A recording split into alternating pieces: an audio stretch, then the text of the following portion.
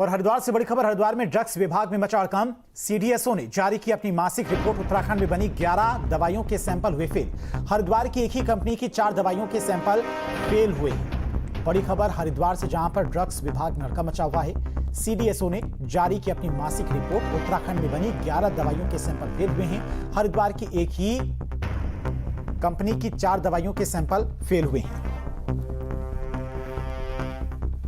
तो हरिद्वार से ये बड़ी खबर है, जहां पर ड्रग्स विभाग में हड़कंप मचा हुआ है। सीडीएसओ की जारी की अपनी मासिक रिपोर्ट। उत्तराखंड में बनी 11 दवाइयों के सैंपल फेल हुए हैं और हरिद्वार की एक ही कंपनी के 4 दवाइयों के सैंपल फेल हुए हैं। और इसी खबर पर तमाम जानकारी के साथ में देहरादून से संवाददाता महावीर नेगी हमारे साथ जुड़ गए हरिद्वार से। महावीर, 11 दवाइयों के सैंपल फेल पाए गए हैं। ये तो बहुत बड़ी लापरवाही हुई है, बहुत बड़ा भ्रष्टाचार का खेल उजागर हुआ है। बिल्कुल, देखिए, सबसे बड़ी बात यह है कि जिस तरह से सीडीएसओ हर महीने दवाइयों के सैंपल लेती है और उन सैंपलों की जांच कर उसकी बाकायदा रिपोर्ट जो है सार्वजनिक करती है। तो इस बार जो रिपोर्ट आई है उसमें उत्तराखंड की 11 जो दवाइयां हैं उनके सैंपल फेल हुए हैं, जिसमें अकेले हरिद्वार की 9 दवाइयां हैं, जिसमें हरिद्वार के तिरकुल भी है, भगवानपुर और मंगलौर में जो कंपनियां हैं उनकी ये दवाइयां हैं। इसके अलावा अगर हम लोग बात करें तो एक ही कंपनी की 4 दवाइयां फेल हुई हैं। तो ये कहीं ना कहीं अपने आप में ये उजागर करता है कि किस तरह से जो ड्रग्स विभाग है वो केवल यहाँ पर नीका पर पूर्ति करता है और किसी भी तरह से क्योंकि कार्रवाई। और सबसे बड़ी बात यह है कि जब ये रिपोर्ट आई तो उसके बाद अधिकारियों से बात करने की कोशिश की गई, लेकिन किसी भी अधिकारी ने फोन नहीं उठाया।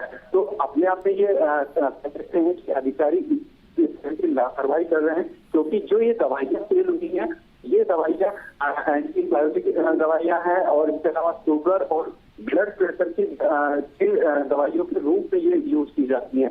तो ये अपने आप में एक बड़ी बात है। हालांकि शासन स्तर पर इस पर किस तरह की एक्शन लिया जाएगा ये आने वाला समय बताएगा, लेकिन फिलहाल जो हरिद्वार की 9 दवाइयां हैं उसको लेकर जो हरिद्वार का ड्रग्स विभाग है वो एकदम से लापरवाह नजर आ रहा है और किसी भी तरह का एक्शन यहाँ पर अभी तक नहीं लिया गया है। जी ठीक है, बहुत बहुत शुक्रिया आपका महावीर, तमाम सारी जानकारी के लिए।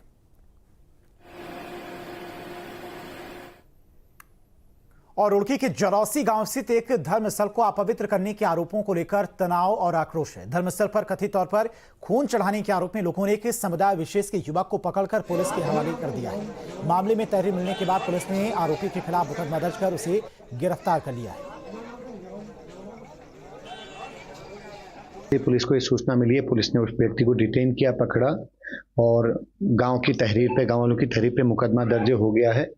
और जो तथ्य हैं वो यही थे कि वो व्यक्ति का, जैसे मैंने भी पूछताछ करी है, वो कहता है कि मैं आस्था रखता हूँ उस पर्टिकुलर भगवान जी पे। तो मैं वहाँ मंदिर में गया था, उसके हाथ में एक चोट का है जिसमें बड़ी पट्टी बंधी थी और उससे खून रिस रहा था। जब मैं भी उससे मिला हूँ तो तब भी वो चीज़ दिख रही थी।